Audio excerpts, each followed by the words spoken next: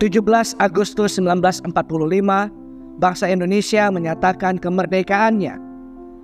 Dan hari ini kita akan berbicara tentang hidupi kemerdekaan yang terambil dari 1 Petrus 2 ayatnya yang ke-16, berkata demikian.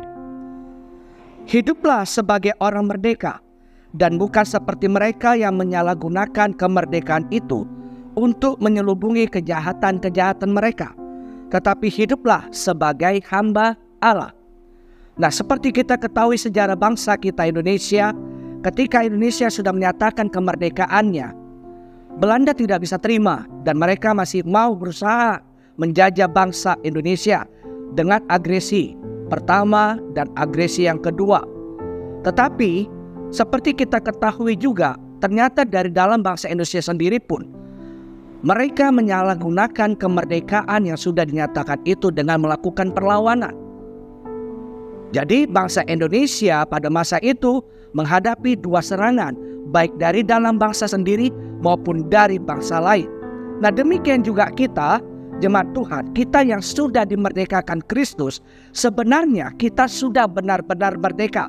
Seperti ayat firman Tuhan berkata dalam Yohanes 8, ayatnya yang ke-36 berkata demikian. Jadi apabila anak itu memerdekakan kamu, kamu pun benar-benar merdeka.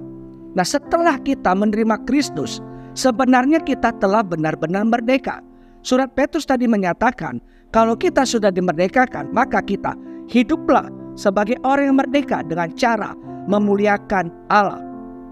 Nah, tetapi iblis tidak mau kita itu hidup dalam kemerdekaan. Iblis berusaha untuk menjajah kita kembali. Bahkan dari dalam diri kita sendiri pun seringkali memberontak untuk melakukan hal-hal yang dulunya pernah kita lakukan. Tanpa kita sadari, hati nurani kita, jiwa kita, roh kita pun masih sering mengadakan perlawanan terhadap serangan dari iblis yang secara logika dari luar ataupun dari dalam hati kita sendiri. Nah, hari ini kita akan belajar harusnya ketika kita menerima Kristus, kita bisa benar-benar merdeka. Oleh karena apa? Oleh karena Tuhan ada bersama dengan kita. Dan hidupilah kemerdekaan kita itu dengan cara menghasilkan buah pertobatan.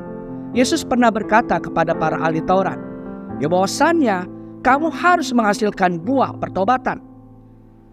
Nah, demikian juga kita, jemaat Tuhan, ketika kita dimerdekakan oleh Kristus, biar kita hidupi kemerdekaan kita itu dengan melakukan hal-hal yang memuliakan Allah, melakukan firman Tuhan, karena kita telah ditebus dengan kasih karunia Tuhan. Oleh karena itu, kerjakan keselamatan kita dengan cara bertobat sungguh-sungguh dan hidup memuliakan Allah. Oleh karena itu, sadarilah ketika kita sudah menjadi orang-orang merdeka, Tuhan mau kita mengisi hari-hari kita dengan melakukan kebenaran firman Tuhan. Karena kalau kita tidak mengisi hidup kita dengan kebenaran Tuhan, maka kita akan dijajah kembali. Sama seperti Indonesia, ketika dia sudah menyatakan kemerdekaannya, dia harus mempersiapkan segala sesuatunya. Sampai saat ini kita menikmati kemerdekaan atas negeri kita Indonesia. Tuhan Yesus memberkati.